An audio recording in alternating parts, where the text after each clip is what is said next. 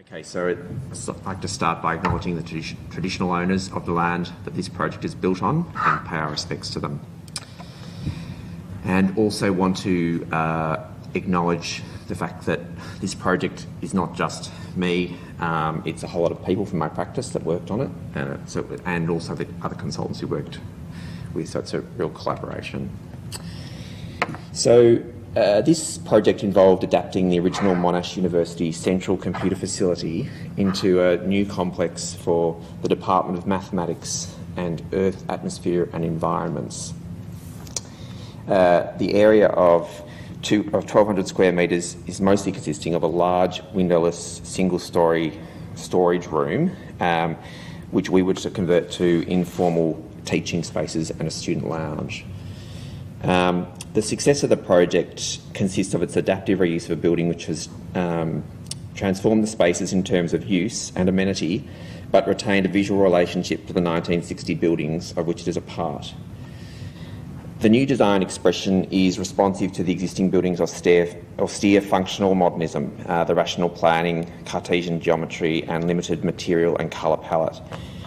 Embedded in this design approach is a closer reading of the user groups with elements which are familiar and engaging but not so obvious that they would alienate other users. So that's sort of with respect to maths and earth, atmosphere and environments, trying to put things into the interior which they could, the users could identify, make it feel like it was for them specifically, but not make it so specific that it couldn't then one day be an English department or something else. So you'll see here that these are all actually mathematical symbols, which they don't look like that to the layperson, but the maths students that use the building can read it.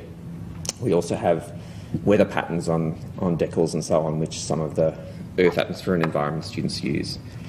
So examples of this approach include this new glazed facade, which incorporates the playful mullion geometry, which are also mathematical symbols. You can see there. An entry portal, which is an abstraction of the pi symbol. The use of graph paper grid lines on internal glazing and on whiteboards to soften their appearance, but also to provide a useful armature for calculations.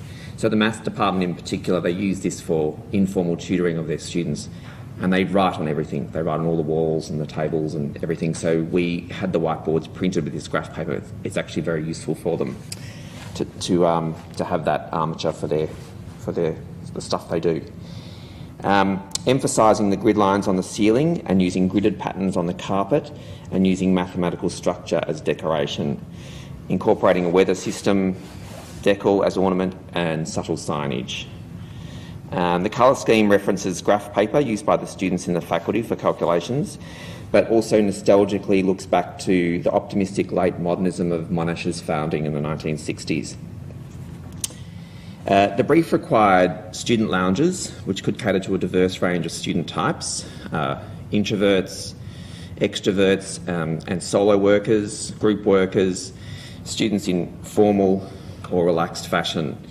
Our approach was to consider how furniture types and arrangements could support or in intimate or convivial formats and how to make provision for alcoves with soft acoustics and lower lighting as a refuge for more social spaces. And this is a particular challenge working in these environments. There's very specific requirements, as I'm sure some of you are aware, at Monash about lighting levels and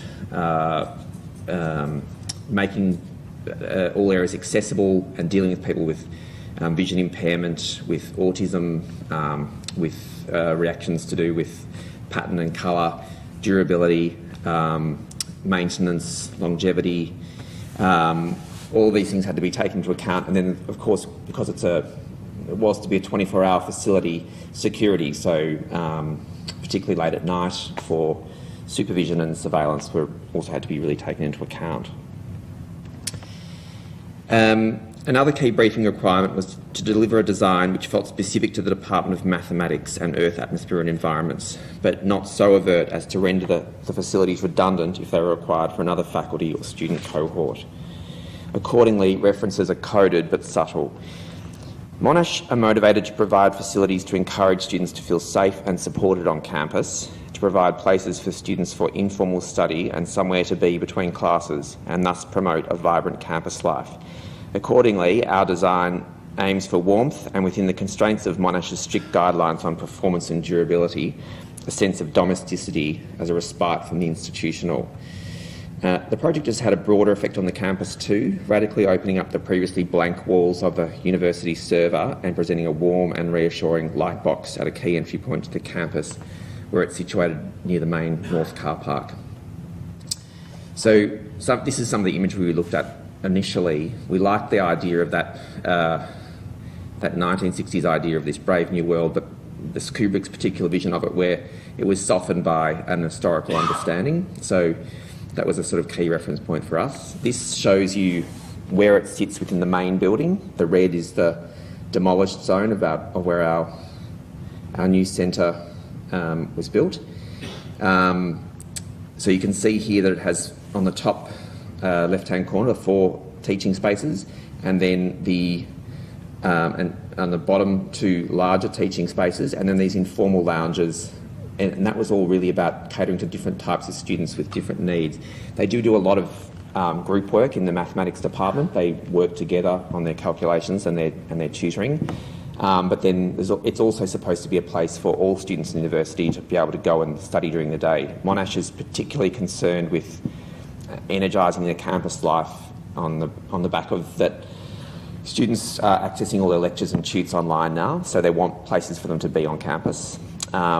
And I guess opening up the sides of our building with all this extensive glazing, it was really important to have a landscape approach. So we work with bush projects on the outside, which isn't particularly relevant to this presentation, but it was part of the overall strategy. So you can see there, highly serviced building. And then this is just like a take around. You can see the graph paper decals on the glass. We were forced to put those horrible stripes on, even though I think it's pretty obvious that's not something you can walk through. And then, this imagery, just the lighting using the mathematical stuff. We actually originally had it as a plus sign, but it was regarded as too Christian, so we moved it to a multiplication. The mirror things on the ceiling, they're a way of animating the space because it's a very horizontal pancake space, but they're also useful for security too, because those sequestered zones are often a problem on a university. So it means that you can see what's going on in there. Just some details there.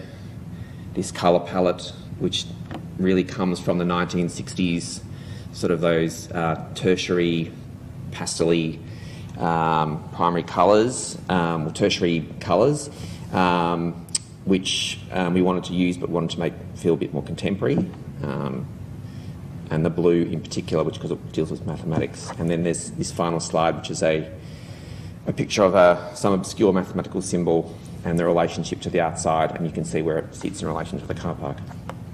And that is my presentation.